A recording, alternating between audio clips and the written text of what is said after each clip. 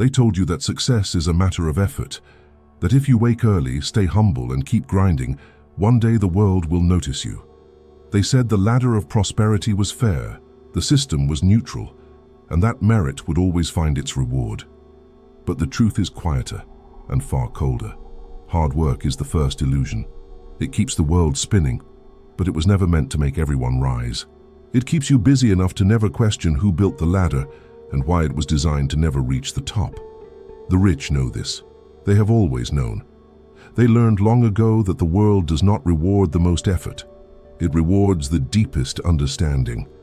It rewards the few who see the rules beneath the game, the structure behind the chaos.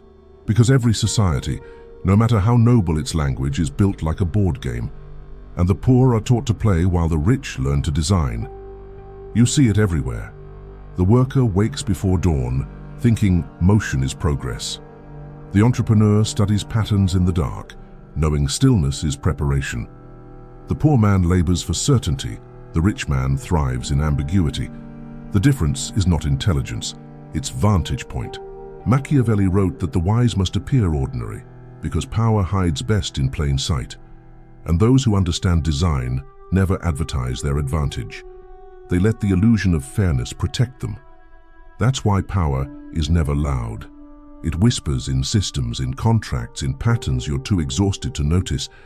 It hides behind kindness, behind opportunity, behind promises that seem moral but are mechanical.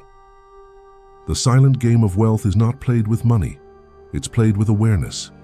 Awareness of how every decision compounds. Awareness of how perception governs behavior. Awareness of how emotion blinds logic and how distraction keeps the obedient content. The poor think wealth is stored in banks. The rich know it's stored in minds. They understand that wealth is not gold, it's leverage, not numbers, but knowledge. To the crowd, the world feels random. To the architect, it's predictable. To the worker, life is a sequence of efforts. To the strategist, life is a sequence of cause and effect. That's why those who truly rise don't worship effort, they worship positioning. They know a single move placed correctly outweighs 1,000 made blindly. They understand that control is not a prize. It's a perspective. We are told to run faster, to compete harder, to stay busy. But the masters of the game are not running. They are watching. They are listening. They are designing. They don't trade hours for income. They trade attention for influence. They trade perception for permanence. They trade noise for silence, because they understand the ancient law: the one who controls the rhythm of others never needs to run. And so, as the world spins faster, they slow down. As others panic for opportunity, they wait for timing. As others shout to be heard, they whisper to be obeyed. This is the first rule of power, that control belongs to those who can observe without reacting. Because when emotion fades, patterns appear. And once you see the pattern, you no longer need to play. You can design the game instead. They told you the world was fair. That if you worked hard, followed the rules, and believed in progress, you'd find your place among the successful. They promised that merit decides destiny, that discipline and morality would always rise above privilege. But look closer. Meritocracy is not fairness. It is architecture, a story built to protect the powerful while pacifying the powerless. The myth of meritocracy is what keeps entire civilizations in motion. It convinces billions that their suffering has purpose, that their obedience has meaning, that if they only sacrifice more, tomorrow will be different. But tomorrow never changes, because the game itself never does. This illusion is elegant. It makes the cage look like a ladder. You climb because you believe there's a top, but there isn't. Only more steps, more exhaustion, more invisible ceilings. The rich understand this. They created the structure so that your striving fuels their stillness. While you run, they measure. While you produce, they position. While you hope, they design. Machiavelli knew this truth centuries ago. He warned that the wise ruler must keep his subjects busy with ambition. Ambition is a drug that numbs awareness. It makes obedience feel noble. And so, the powerful reward ambition, not because it threatens them, but because it sustains them. Think of how society glorifies the grind. We celebrate exhaustion as virtue. We call overwork discipline and confusion humility. We praise those who never stop moving, even when we know they're not moving anywhere. This is not accidental, it is social engineering. The idea of hard work as salvation is the most profitable illusion ever sold. It trains the mind to accept imbalance as destiny. It replaces the pursuit of understanding with the pursuit of activity. Hard work keeps the wheel spinning, but the wheel belongs to someone else. Every system that promises equality depends on controlled inequality to survive. It tells you effort leads to reward, while quietly rewriting the rules in favor of those who already hold power. The truth is uncomfortable, but simple. Success is not distributed by justice. It's allocated by design. And design has never been democratic. The rich appear lucky because they understand leverage. They appear gifted because they understand timing. They appear chosen because they understood what you were never taught, that the system was never built to be beaten, only to be used. Meritocracy is the perfect lie because it flatters you. It tells you that your destiny is yours. It tells you that suffering is noble. It tells you that fairness is real. But fairness was never the goal. Stability was. Predictability was. Control was. So long as you believe effort equals value, you'll keep producing for those who profit from your belief. And the irony? Even when the truth becomes visible, people cling to the illusion, because giving up the story means giving up hope. Hope keeps the engine running. Despair stops production, so they sell hope in motivational quotes and political slogans, in job titles and self-help books. They tell you to keep climbing, to keep grinding, to trust the process, even as the process quietly consumes you. The wealthy don't grind. They design the grind. They don't seek hope. They sell it. And the system continues, elegant, self-sustaining, invisible. The myth endures because it's comforting. It allows you to believe you're one step away, one raise, one promotion, one lucky break from the life you deserve. But the truth is not one step ahead. It's above, behind the curtain, outside the maze. And those who escape it don't run faster.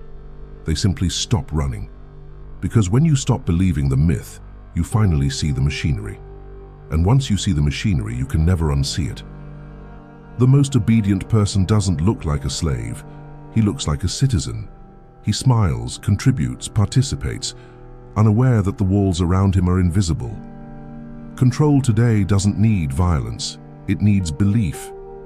We were trained from childhood to obey not through fear, but through conditioning disguised as morality. We were rewarded for silence, praised for compliance, punished for curiosity. We were told to follow rules before we could question why the rules existed. That is how power modernized itself. It replaced the whip with the diploma. It replaced the master with the manager. It replaced fear of punishment with fear of exclusion. The result is a civilization that polices itself. You don't need to be forced to obey when you believe obedience is good. Machiavelli knew this truth intimately. He wrote that men are more willing to offend one who makes himself loved than one who makes himself feared. Because love creates comfort, and comfort creates obedience. Modern power learned this lesson perfectly. It doesn't demand your loyalty. It seduces it. It doesn't threaten your freedom. It distracts it. It doesn't need to censor you. It overwhelms you. Obedience now feels like choice. We buy it, we subscribe to it, we scroll it. You wake up, open a screen, and there it is, the gentle stream of content, carefully tailored to keep you calm, entertained, and comfortably blind. Every scroll is a tiny act of obedience, disguised as curiosity. Every like, every reaction, every purchase is a vote for your own captivity. The system has no face because it doesn't need one. It lives in your habits. It lives in your reflexes. It lives in your need to belong. You obey not because someone commands you, but because you fear being irrelevant. And irrelevance is the modern form of death. The psychology of obedience is subtle. It turns rebellion into performance. It gives you an outlet for anger, hashtags, opinions, outrage, as long as it doesn't lead to understanding. You're allowed to scream as long as you scream in the wrong direction. You're allowed to protest as long as it's monetized. You're allowed to rebel as long as it keeps you online. The obedient mind believes it is free because it can choose among distractions. But choices without awareness are not freedom, they are containment. The system doesn't need to limit what you do. It only needs to limit what you think about doing. And that's the brilliance of modern control. It doesn't suppress your will, it shapes it. Every dream you chase has been pre-approved. Every definition of success has been marketed. Even your desire for freedom is conveniently available in subscription form. It's the illusion of individuality within the comfort of conformity. Machiavelli would have smiled at this perfection. He once said that rulers should allow the people enough liberty to feel free, but never enough to threaten authority. And that's exactly what we live inside, a simulation of freedom powered by obedience. You can post, complain, and express outrage. You can vote, hustle, and self-improve. You can be yourself, as long as yourself fits within the system's design. And most never notice because noticing is uncomfortable. Awareness threatens the comfort of belonging. It isolates you from the herd, and the herd is home. That's why obedience survives, not through force, but through familiarity. Because when the prison is all you've ever known, escape looks like chaos. The moment you start to question the design, you feel it. That quiet terror that maybe you've lived your life by someone else's blueprint. And so, most people choose not to look. They tell themselves they're content. They call their obedience discipline. They call their compliance morality. But deep down they feel it, the faint hum beneath society's noise. The quiet awareness that something doesn't add up. It's the sound of the invisible leash tightening. Not around your body, but your perception. And in that silence, a truth begins to whisper. Obedience is not safety. It's sedation. Freedom begins not with defiance, but with awareness. The courage to see the strings without cutting them yet. Because before you can escape the cage, you must first learn to see its design. There's a reason the world feels heavy for most, and weightless for a few. The difference is not virtue, not effort, not even luck. It's design. Effort builds movement. Design builds empires. Every civilization, from the smallest business to the greatest empire, was built by those who learned this truth early.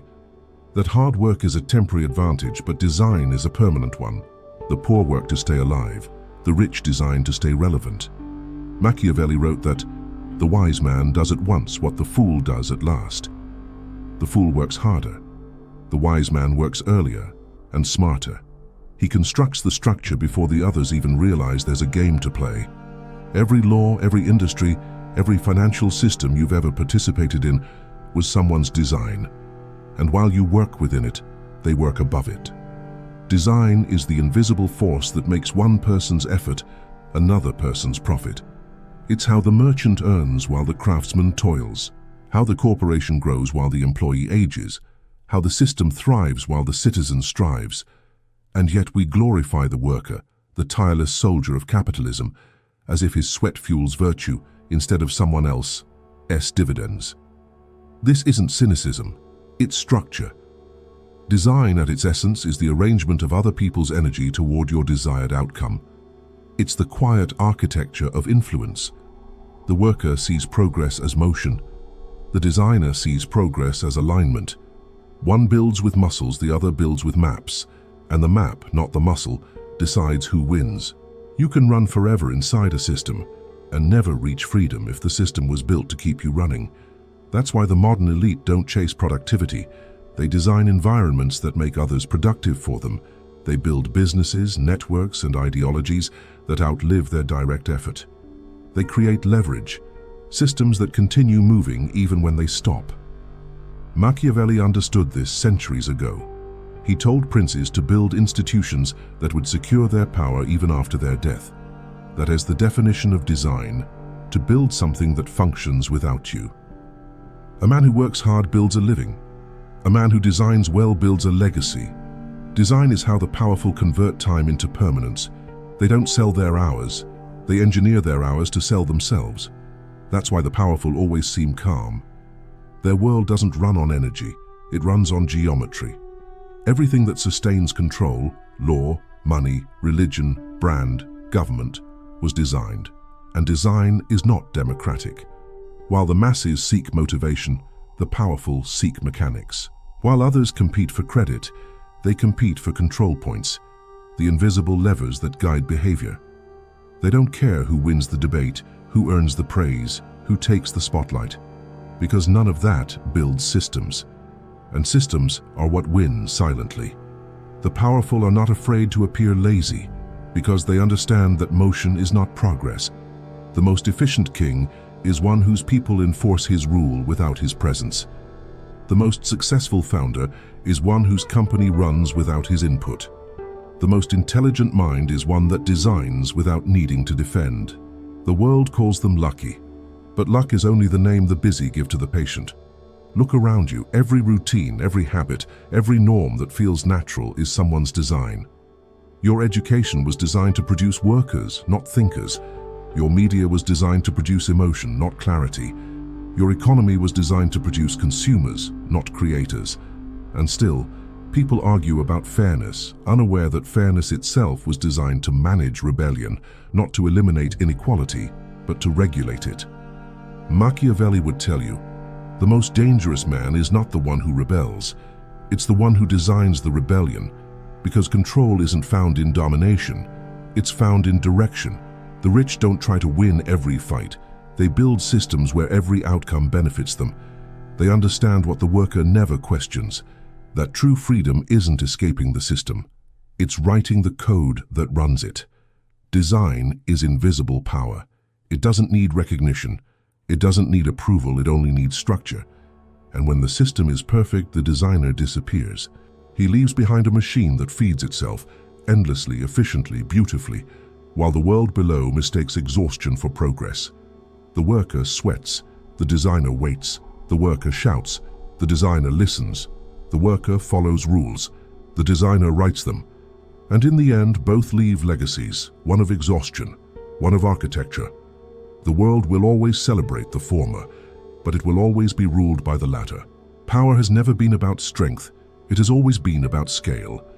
The man who swings the sword can kill another man. The man who builds the army can kill without lifting a finger. That is leverage, the art of multiplying impact without multiplying effort. The poor believe power comes from labor. The rich know it comes from alignment. They understand that a single lever, placed correctly, moves more than 10,000 hands ever could. In physics, leverage is the principle of advantage. In psychology, it's the science of control. In economics, it's the foundation of empires. Machiavelli knew this centuries ago. He saw how kings stayed in power not by working harder, but by turning people, laws, and beliefs into extensions of their will. He wrote that the ruler must not try to control everything, only the mechanisms that control others. That's leverage. Not the burden of movement, but the orchestration of it. Today, that principle is everywhere, refined, digitized, made invisible. The richest individuals on earth don't just have more money. They have systems that move money, algorithms, funds, and platforms that grow while they sleep. Leverage is what turns time into eternity. It allows one man's decision to echo through millions of lives. It transforms knowledge into architecture, and architecture into power. The poor trade hours, the rich trade outcomes. The poor sell energy, the rich sell structure. Leverage is the bridge between the two, as the multiplier that turns stillness into movement and thought into dominance. Look at any hierarchy, political, financial, social. The few on top aren't there because they worked more. They're there because they found ways to make the work of others amplify their own design. That is the secret of leverage. It allows you to control results you didn't personally create, to own outcomes you didn't personally build, to profit from systems you no longer need to touch. Leverage transforms the invisible into influence. It is power made exponential. Most people don't notice it because it doesn't look dramatic. Leverage doesn't shout. It hums quietly in the background. In ownership, in code, in strategy. It hides in policy, in automation, in persuasion. Every great mind throughout history understood this principle. The key is not to do everything yourself, but to design mechanisms that do everything for you. That is why the poor work until they die, and the rich earn while they rest. It's not luck. It's a symmetry, the oldest formula for domination. Leverage separates the builders from the believers. The rich don't ask, how can I do more? They ask, how can this do more without me? They build systems of delegation, technological, financial, and psychological. They train employees, automate processes, manipulate narratives, each an extension of their will. And the irony?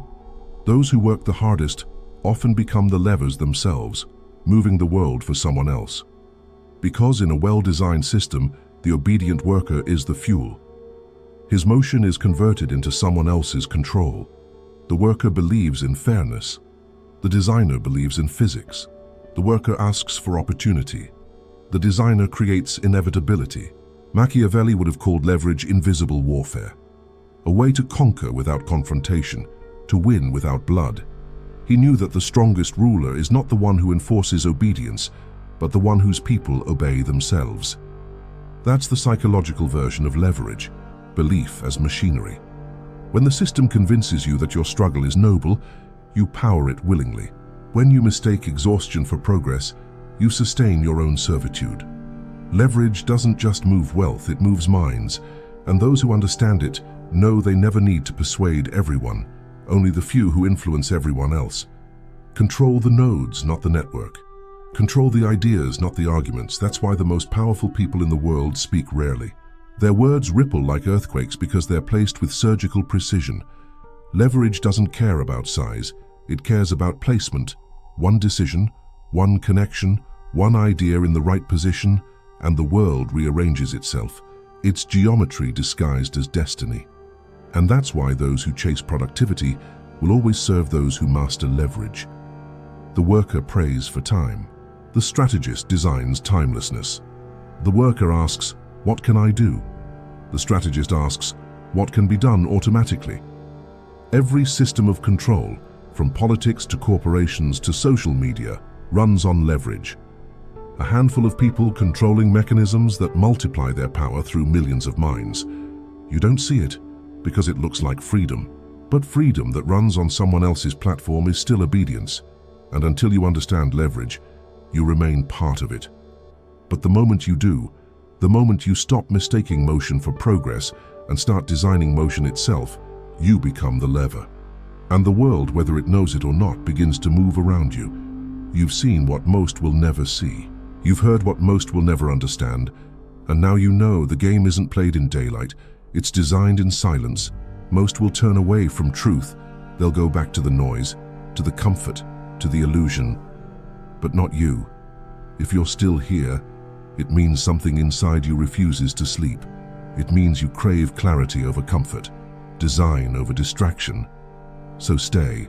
Join the few who think, who question, who watch.